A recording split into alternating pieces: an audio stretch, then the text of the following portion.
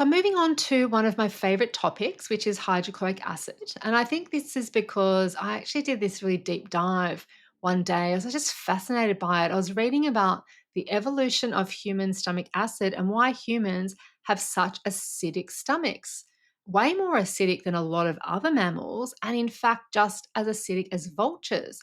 It's because Paleolithic man, our ancestors, cavemen, and we still are. Like, let's face it, we're exposed to our feces. And they were probably eating animals that were rotting. Well, I'm sure that they were eating animals that were rotting.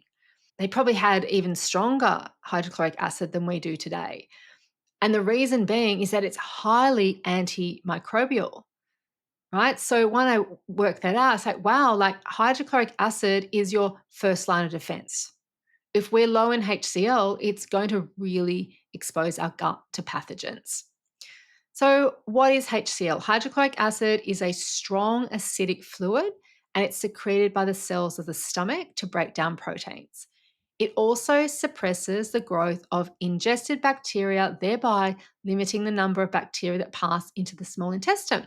So, when you eat your food, hydrochloric acid is released. It's going to break down your meat.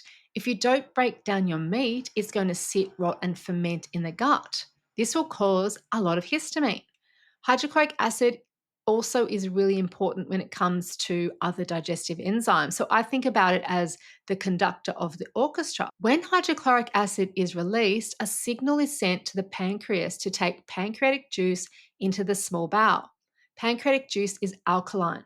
So that alkalizes the small bowel, and an alkaline environment is where the pancreatic enzymes will work. So they're not going to work well in an acidic environment. They work in an alkaline environment. So hydrochloric acid, it's starting the process of getting the small bowel alkaline. At the same time, a message is sent to the gallbladder to release bile. Now, bile is going to help you break down fats, but bile is also a natural laxative and it also has antimicrobial properties.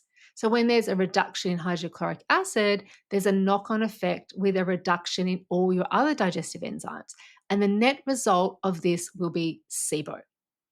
So, simply, an acidic environment in the small intestine is a breeding ground for SIBO bacteria and candida for sure. It will definitely cause SIFO or small intestinal fungal overgrowth.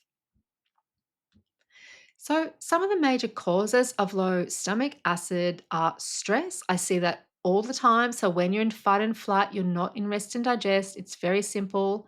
You'll also see B12 deficiency as being really common as a symptom of people with low hydrochloric acid. There's proton pump inhibitors, they're medications that block stomach acid. Zinc deficiency can also lead to a deficiency in hydrochloric acid, as we need zinc to help make hydrochloric acid. So essentially, you need to be sitting down, chewing your meal, chewing your meat effectively and properly, releasing the stomach acid. You need to not be taking these medications that block your stomach acid. You need to make sure your zinc levels are good. This will ensure that you're getting enough hydrochloric acid. And as I was saying, we also need these pancreatic enzymes. So these pancreatic enzymes, they also break down protein, they also work on fat, carbohydrate, and starch. So they're a really big player when it comes to digestion. And when there's dysfunction in hydrochloric acid production, then you're not going to be getting enough pancreatic enzymes, or the environment is too acidic for the pancreatic enzymes to work properly. So, in essence, if you're not breaking down your food, then there's more food for the SIBO bacteria, allowing them to dominate, making SIBO way worse. And at the same time, if you're not breaking down your food, it will sit, rot, and ferment and increase your histamine.